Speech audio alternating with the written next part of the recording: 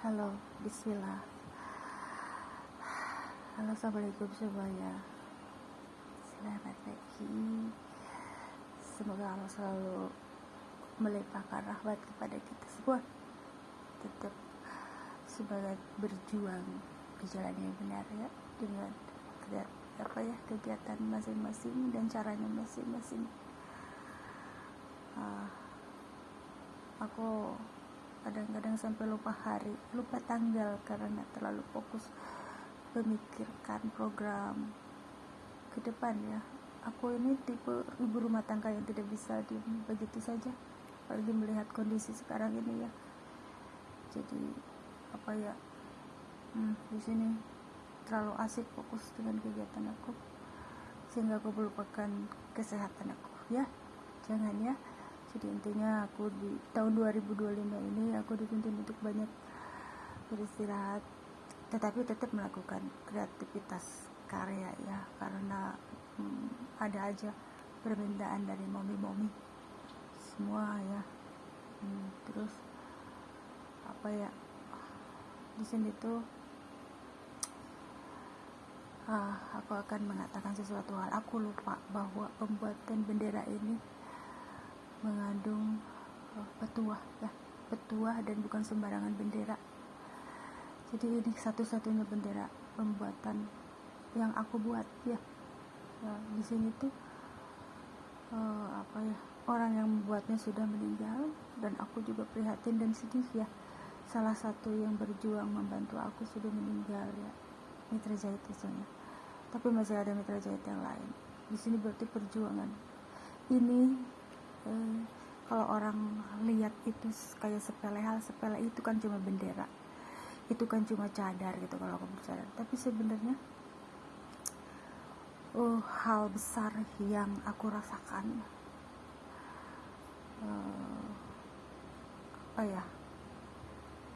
benar-benar luar biasa ya. Di situ ada keajaiban, di situ ada petuah, hikmah, terus kalau kita keramat juga ada keramatnya ya.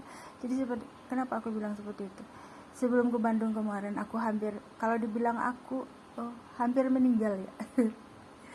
Kenapa ya? Aku tuh punya hipertensi, aku punya keluhan-keluhan yang lain. Tetapi di sini aku ingin membuat suatu postingan video waktu itu. Sebelum ke Bandung, aku membuat postingan video dengan menggunakan ini bendera Palestina. Luar biasa. Di sini bendera ini itu dibuat dengan memakai murotal. Di situ ada kekuatan yang kabalah, terus kekuatan para dukun juga jadi menyerang aku. Nah di situ tuh ketika aku mau membuat video kemarin, aku merasa sesak ya, luar biasa. Dan kalau tidak ada inhaler pemirsa, inhaler yang menolong aku kemarin tuh, dan aku membuat video-video itu sendirian ya, jadi tanpa ada orang lain. Hanya Allah yang melihat aku sama guru-guru besar yang sudah wafat kali ya, mendukung aku juga gitu. Jadi di sini tuh aku muterin bendera. Ini kisah aku minggu kemarin. Jadi pagi-pagi aku akan membuat postingan video yang berhubungan ini ada bendera ini. Aku lupa kalau bendera ini bukan sembarangan bendera. Terus aku puterin ke badan aku, ternyata langsung sesak napas. Di situ berarti energinya kuat ya. Di situ bahwa pembuatan bendera ini bukan sembarangan, tidak akan terlaksana kalau tanpa kita punya kekuatan gitu untuk membuatnya. Karena berat ini ya. Ini pembuatan benderanya di subuh hari pemirsa. Di subuh hari, di sini ada kekuatan dajalnya ada. Kekuatan dajal ya. Dajal itu kan dari ilmu klinik gitu ya. Terus campur kekuatannya. Jadi ini bersyukur dengan selesainya ini. Orang yang membantu aku juga udah ya, dia mau kalau dibilang Umi mah masih harus terus menjalankan tugas gitu, berjuang. Coba Tapi aku tahun 2005 ini kayak ngedrop gitu, kayak udah kayak ya kalau dibilang mah kurang begitu fokus ya. Tapi ya aku tuh harus mengembalikan ke ke semangat aku, apalagi buat anak-anak muda ya. Aku ingin membantu dengan uang saku yang ada gitu ya, membantu kegiatan mereka aja gitu ya, maksudnya ada sedikit enggaknya gitu, dia bisa lah berpartisipasi. Jadi di sini tuh kayak aku langsung terasa begitu muterin bendera ini, sesaknya napasnya luar biasa pemirsa Palestina Lover. Aku tapi tidak sampai pingsan ya, karena begitu muter sesek aku segera mungkin ngambil inhaler karena aku punya flu atau tidak, inhaler itu selalu aku bawa. Jadi di sini hikmahnya itu berarti aku mau ngadain oksigen ya, terus mau ngadain perlengkapan buat bantu alat-alat pernapasan ya, pokoknya di situ. Di sini aku tujukan bukan untuk diriku sendiri, tapi buat yang lain juga. Itu oksigen itu buat yang memerlukan nanti. Jadi hikmahnya itulah ilmu hikmah. Jadi aku harus ngalamin dulu seperti ini gitu ya, sehingga aku memaksakan diri untuk membeli nanti tabung oksigen gitu, tapi diperuntukkan untuk yang membutuhkan juga, bukan untuk aku aja gitu. Karena periode ke depan itu sepertinya akan ada virus penyakit seperti wabah corona. Kalau sudah begitu sepertinya ada nggak ya virus yang kayak corona lagi sekarang ini. Ternyata setelah aku pantau ada itu ya, virus itu ya, HN apa tuh yang virus itu ya. Tapi aku tidak tahu kalau Indonesia udah kemasukan virus itu atau belum. Jadi intinya itu, jadi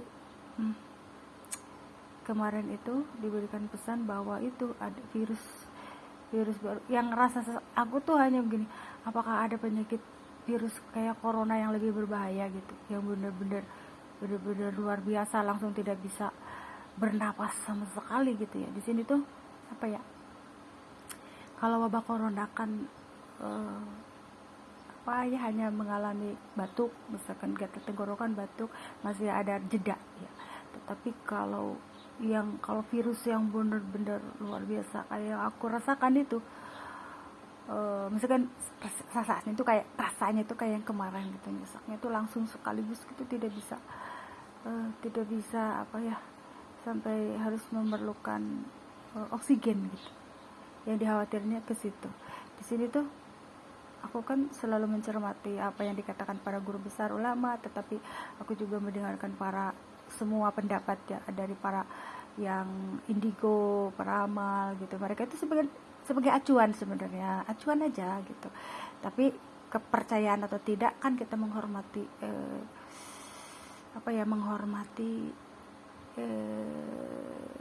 kemampuan masing-masing ya, karena setiap manusia yang dilahirkan ke dunia ini itu punya kelemahan kelebihan gitu ya. Begitu kan dengan para ulama indigo, para amal, mereka pun mungkin tidak mau seperti itu ya gitu. Jadi tapi kita tidak dipercaya, maksud gitu, jangan mempercayai ramalan gitu, tapi sebagai acuan aja gitu. Kita tetap patokan pada Al-Quran. Semua yang terjadi dalam kehidupan ini ada dalam Al-Quran gitu, sebagai kaum mukmin ya.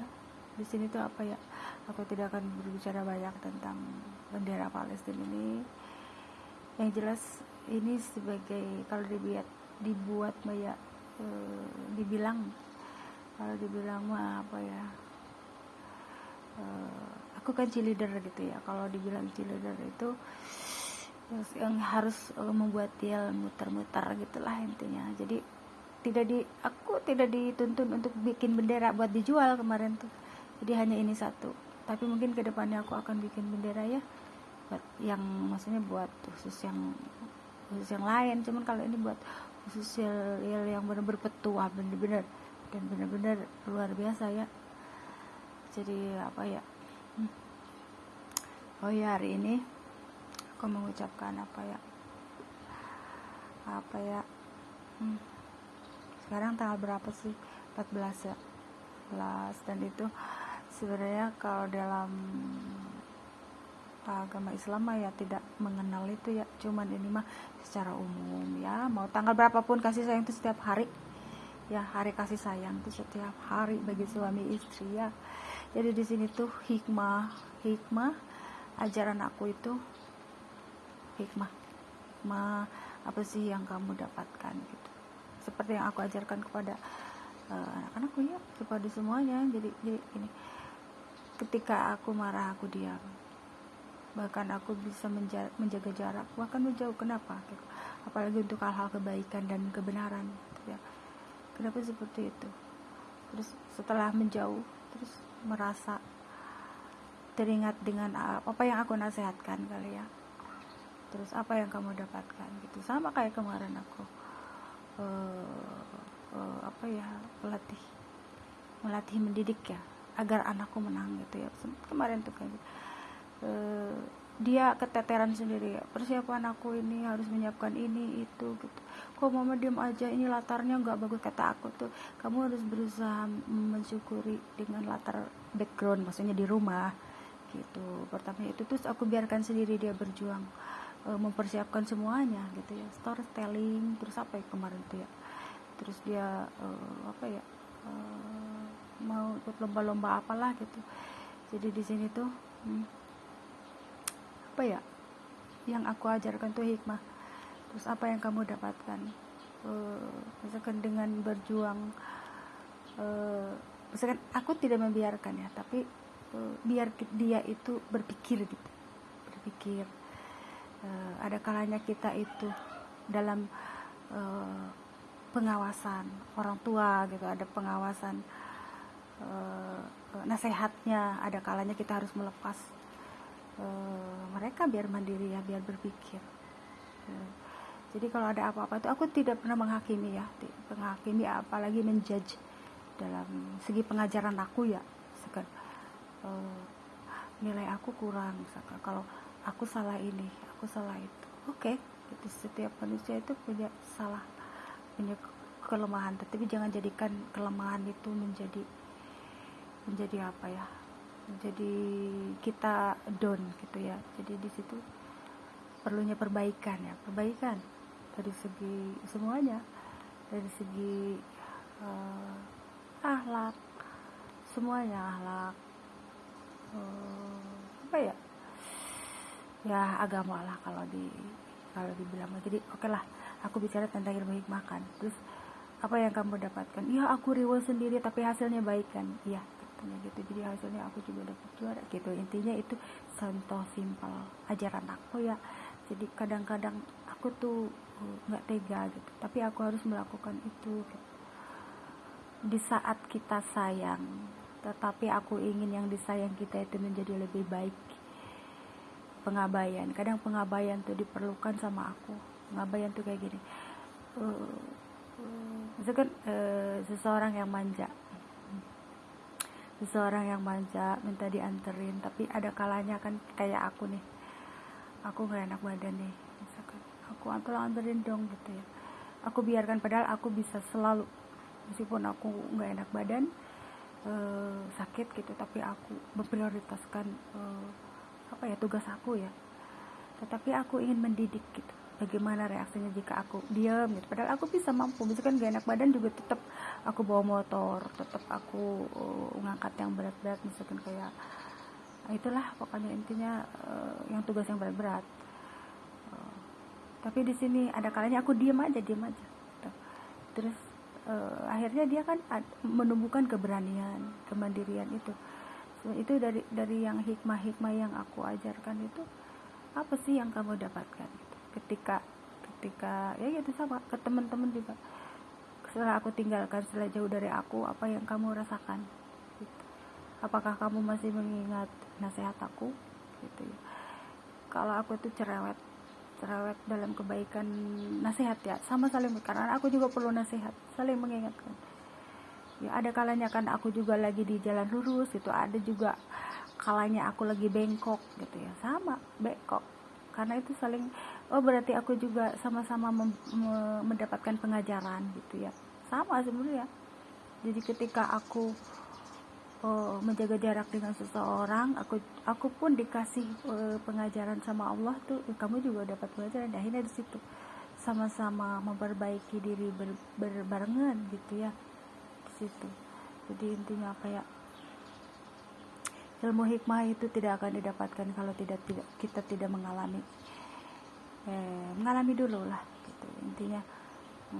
Ya itu dari segi-segi aku tuh selalu begini, apalagi seorang pengurus waktu sekolah. Jadi sahabatku pria semua, terus mereka curhat semua gini, terus kalau ada yang tidak berkenaan terus agak bandel ya ke aku, nasihat aku jaga jarak, aku menjauh, sampai pada nyusul, Zelis kamu kemana gitu, udah lama nggak muncul ke grup gitu, atau sampai ada yang nyusul ke Japri gitu, sampai minta nasihat gitu. Karena aku tuh gregetan, aku tuh tipe orang yang gregetan, tidak bisa diam gitu. Kalau wanita lain mungkin kayak dari segi rumah tangga wanita lain tuh kalau diperlakukan sama suaminya itu diam nangis. Kalau aku tidak bisa, kalian tuh kayak begitu banget sih gitu. Jadi jangan pernah merendahkan kaum wanita ya, apalagi wanita Indonesia itu kan bermartabat, harga dirinya tinggi dari itu, karena benar-benar pondasi luar biasa ya wanita Indonesia itu. Pondasi yang terkuat adalah seorang wanita, benar gak? Bagaimana wanitanya? Kalau wanitanya ya itulah, kayak sholat adalah tiang agama. Kalau wanita tiang negara, semuanya tiang negara gitu, berdiri bagus ya, kayak di rumah tangga lah. Suami bisa sukses itu karena ada istri di sampingnya, benar gak? Doa istri yang mendoakan suami. Tetapi istri yang seperti apa dulu, yang apa ya, kan menikah itu sesuai dengan tujuannya hidup. Kalau misalkan aku ingin mendapatkan istri yang ke religius gitu, pasti dapat maksudnya suami mendapatkan istri seperti itu. Tapi kalau misalkan aku ingin dapat istri yang pintar berdagang, pasti akan dapat istri yang pintar berdagang. Aku ingin dapat istri yang cantik, pasti dapat istri yang cantik. Tapi di sini yang paling diutamakan sesuai dengan apa yang dikatakan Rasulullah ya, pilihlah istri dari segi agamanya gitu. Kalau agamanya baik, pasti semuanya baik dan berkah, rezekinya juga di situ. Jadi agama kali ya, tapi syukur-syukur ya udah baik agamanya, cantik, cerdas, pintar, itu yang kita inginkan semua ya kan. Jadi di situ kenapa pondasi agamanya, karena itu yang mengarahkan. Karena seorang istri itu kan banyak yang melakukan permintaan rewel gitu, akhirnya para suaminya itu ya jadi begitulah intinya, kasihan jadinya tuh. Jadi gimana ya, makanya itu dikatakan kenapa wanita itu tiang negara, kenapa wanita itu ya seperti kayak sholat lah, sholat adalah tiang agama, wanita adalah tiang negara. Baik buruknya itu ada di itu karena backingnya itu backingnya seorang laki-laki itu ya para wanita gitu. Di situ seorang wanita itu harus tangguh, seorang wanita yang jangan lemah gitu ya. Makanya aku tidak suka kalau ada apa-apa misalkan itu para istri itu nangis gitu ya. Itulah kita tuh harus kuat. Dan memang kalau aku untuk mengingatkan sebenarnya bagaimana rasanya kalau digitukan sama istri Anda gitu, kalau digitukan sama suami, saya mengingatkan suami. Karena suami itu begini, kamu ini kok kayaknya misalkan kok kurang rapi sih dandan baju gitu, kok kamu itu kotor sih habis dari kebun gitu, bersihin gitu ya, kok rasanya misalkan dari habis berkebun kok nggak enak. Sebenarnya itu tujuannya tuh buat apa? Kita berkebun untuk kita makan, buat ke rumah gitu ya, untuk berbagi juga. Kalau hal mandi misalkan bau badan karena berkebun, bisa dibersihkan dengan air, dengan sabun, dengan mandi, udah bersih. Tapi kalau yang kotor hati itu ya itu kesombongan yang ada dalam diri meremehkan orang lain. Itu sih sebenarnya yang efeknya tuh kalau kita membau dalam hati itu sebenarnya bau tuh yang kayak gitu. Jadi di sini tuh apa ya, kotoran-kotoran hati, kayak apa ya, plek-plek gitulah sebenarnya. Itu ilmu yang tidak tersirat. Kalau ilmu yang tersirat kan keperawatan ya, misalkan ada diagnosanya. Tapi kalau ilmu yang tidak tersirat akhir zaman itu yaitu banyaknya apa ya, seperti yang tidak dirasa, tidak disadari gitu. Ingin dipuji, ingin dihormati, itu yang bikin kita itu lupa diri gitu. Makanya kadang aku, ya Allah kok kadang-kadang orang tuh berkata ini itu gitu. Kadang jangan salah, orang yang kayak menggibah kita itu, Allah tuh ingin menjadikan kita lebih baik. Kamu jangan menggibah, itu kita bergibah gitu. Kamu dengerin murotal Al-Quran aja gitu. Jadi ketika aku mendengarkan murotal Al-Quran, banyak sekali yang bergibah gitu ya. Aku rasakan dulu kemarin-kemarin gitu. Sekarang udah mendingan tuh ya, udah inilah. Karena apa sih efek dari bergibah itu? Mendingan kita berkarya, bener gak? Untuk ke depan ini udah berat gitu. Kehidupan kita tuh berat sekali gitu. Jadi itulah hikmah yang aku dapatkan ya. Terus apa ya, kalau yang aku alami lagi apa ya, cacian ya, misalkan cacian dari orang, hinaan, terus kayak merasa direndahkan gitu. Kenapa gitu? Kadang kalau boleh untuk sementara waktu aku marah gitu, boleh. Kalau aku marah, kalau saya sedang marah nih, saya pasti bahasain aku itu aku. Kalau aku marah gitu ya, kalau aku marah gitu. Tapi untuk sesaat ya, selebihnya aku menenangkan diri dan ya harus berusaha lapang dada lah ya.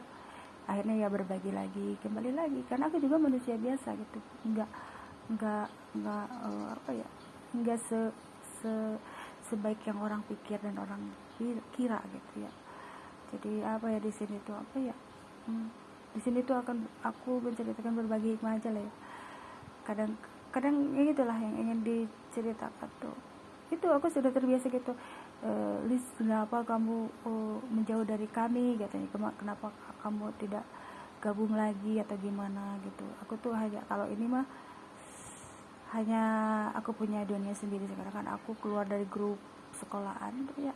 Terus jadi mau reunian kemarin tuh sempet waktu aku sebelum umroh tuh, tapi aku pamit ya. Jadi di sini karena kalau udah ada aku tuh rame ya. Kadang apa ya, ya cuman gitu tuh. Tapi tetap kasih sayang aku sama teman-teman, sahabat-sahabat semua itu tidak pernah berubah ya. Makanya mereka tahu-tahu aku mungkin punya channel YouTube gitu ya. Ya udahlah, aku ngomong di sini aja deh gitu, biar semuanya gitu bisa melihat dan mendengar lah. Aku juga kan punya teman-teman YouTube juga ya. Dan apa ya, Allah menuntun aku ke YouTube itu untuk mendapatkan sesuatu dari sesuatu yang tidak aku ketahui gitu ya. Karena Allah itu, kenapa aku seperti ini, karena ada sesuatu yang tersirat di balik yang tersurat, gitulah intinya begitu. Jadi dalam kehidupan ini ada ilmu yang tersurat dan ada yang tidak tersirat. Seperti hal-hal yang harus berbuat kebaikan, masa harus ditulis kamu harus ngasih makan, misalkan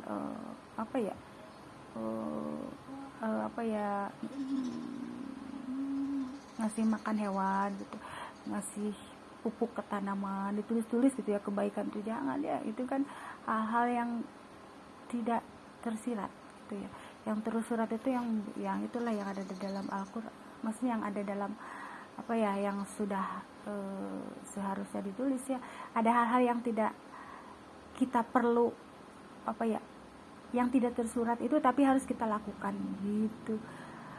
Hal-hal yang kalau kebaikan itu memang udah dijelaskan di situ secara global gitu, bahwa Allah menyuruh kita untuk melakukan kebaikan ke semuanya gitu ya. Allah itu kan bersifat rahman, menyayangi kepada semua ciptaannya ya, makhluk ciptaannya. Itu di situ kan banyak manusia itu kan ada yang berbeda agama, bukan hanya ke sesama saja, tetapi ke hewan, tumbuhan gitu. Jadi bahkan ke makhluk gaib mungkin ya. Kenapa aku dituntun ke makhluk gaib? akhir zaman ini sampai aku setiap di perjalanan itu seolah-olah yang gaib itu menyapa gitu ya, maksudnya di perjalanan, di simpangan jalan di sini ya. Tapi alhamdulillah qadarullah ya, berarti bisa diperingatkan bahwa jangan mengganggu orang-orang yang mengemudi jalan ya, para pengemudi gitulah ya intinya. Jadi di sini tuh ya itulah di sininya hikmah setelah kalian mengenal aku tuh apa yang didapatkan gitu. Hikmah kebaikan lah ya. Sekarang tuh akhir zaman, dunia ini sudah mau kiamat ya. Kalau udah ada tanda-tanda itu, udah corona, udah banjir bandang, udah gempa-gempa, apa yang didapatkan? Apakah kita masih mau hidup lama gitu? Tidak akan mungkin 1000 tahun lagi kan? Gitulah, janganlah saling Jadi di sini tuh akhir zaman ini dibutuhkan seseorang yang punya pikiran yang bijak dalam menyikapi semua permasalahan hidup, yang punya sikap, dan dari sanalah akan berlaku adil gitu. Jadi di situ tuh itulah. Jadi diperlukan pemikiran yang dewasa itu dengan diperoleh dengan pengalaman yang udah kita alami ya. Jadi di sini semua permasalahan hidup itu semua kalau menurut aku ya akan bisa diselesaikan dengan cara baik-baik gitu ya. Karena rezeki itu tidak akan tertukar, tidak akan saling ambil sebenarnya. Cuman kan di sini ada sifat-sifat iblis yang merasuk ke manusia. Makanya itu kan nggak ramai hidup ini kalau tanpa itu ya. Di situ perlunya ya penceramah, perlunya nasihat gitu. Karena setan itu pada masuk, iblis itu ke dalam hati akhir zaman ini. Jadi merasuk ke dalam hati setiap orang. Itu yang menimbulkan orang itu senang dipuji. Tidak suka aku dicaci orang gitu. Padahal cacian itu bagus ya. Kalau menurut aku bagus ya, karena biar kita diam terus tidak kalau istilah Sunda mah tidak adigung ya. Tidak sombong gitu. Karena kalau dipuji terus akhirnya ya kayak gitulah. Akhirnya kita lupa diri gitulah intinya. Jadi ya jangan anggap cacian. Bahkan ada orang yang sukanya mitnah kita aja gitu ya. Fitnah, namanya fitnah. Kita nggak ngapa-ngapain juga kita ini. Jangan anggap fitnah itu kadang tidak baik. Kadang setelah periode orang yang ngata-ngatain kita gitu ya, malah ada kebaikan dari Allah ya. Dari kebaikan itu malah yang orang yang berfitnah, kalau yang ini mah ya malah makin, kalau istilahnya meradang ya fitnahnya, maksudnya itunya iri, akhirnya iri. Jadi semua dari penyakit hati itu bisa iri, hasad, dengki ya. Dari hasad, dengki itu fitnah, akhirnya ada semuanya, udah kompleks itu dari penyakit. Bahayanya penyakit hati itu kompleks semuanya gitu. Kalau penyakit fisik itu ya udah gitu, udah itu sebagai pelebur dosa kan. Kalau umat Nabi Muhammad kan harus mengalami sakit panas gitu, pernah lah. Kalau yang tidak pernah mengalami sakit panas ya bukan ya, kalau kita mah ya kebal gitu, bebel, berarti ya bukan umat Nabi Muhammad itu. Kayak ilmu bebel itu kan, ilmu bebel itu malah nggak bagus ya gitu. Jadi ya harus mengalami sakit. Terus apa sih yang kamu dapatkan dari sakit kamu? Apa kamu berpikir gitu? Kayak aku nih kemarin kan ngopi terus misalkan, karena untuk membuat baju syar'i, terus termasuk ini juga tuh waktu ini aku bikin ya, maksudnya lagi ngedesain itu bendera, baju Palestina tuh, pokoknya baju syar'i. Karena saya bilang ngopi biar enggak ngantuk gitu. Tapi qadarullah ya, alhamdulillah aku sudah berhenti ngopi pemirsa. Jadi ya itu, tapi efeknya ya harus dinetralisir karena lemah. Dari orang-orang yang terbiasa minum kopi itu ketika berhenti ya ada reaksi ke lambung ya. Jadi di sini ya itulah, kita harus berarti mulai menata ya dengan minuman yang sehat gitu ya. Jadi gitulah, dalam hidup ini aku selalu fokus apa sih yang ingin aku kemarin. Aku terlalu banyak ngopi, akhirnya kepalaku ngalamin sakit karena terlalu banyak kopi gitu ya. Terus apa sih sekarang yang harus kuperbaiki? Berhenti ngopinya, terus aku banyakin gitu ya, sari buah gitu, terus air putih, terus susu, ya gitu lah, intinya perbaikan gitu. Tapi ya itu ke kreativitas aku tuh agak kurang gitu ya, maksudnya ya di situ kan ada kelemahan kelebihan masing-masing, jadi gampang lelah, ngantuk udah gitu ya. Karena kan kopi itu digunakan minum kalau biar nggak ngantuk gitu ya, kadang sampai larut malam gitu ceritanya. Tapi memang karena kesehatan aku yang diprioritasin ya kopi, ya harus berhenti gitu, jadi tidak boleh ngopi lagi, intinya di situ pemirsa. Jadi banyak hal. Aku akan membuatkan satu video, mudah-mudahan aku bisa ya, nanti buat bayaran pajak tuh. Bayaran pajak itu luar biasa baik orangnya ya. Selama aku mengenal aku tuh selalu melihat orang dari segi baik ya, mengenal bayaran BS yang dilihat baiknya, bayaran pajak gitu tuh. Sampai aku bikin jubah-jubah ya, jubah-jubah kayak gitu tuh. Itu jubah-jubah itu dari mana?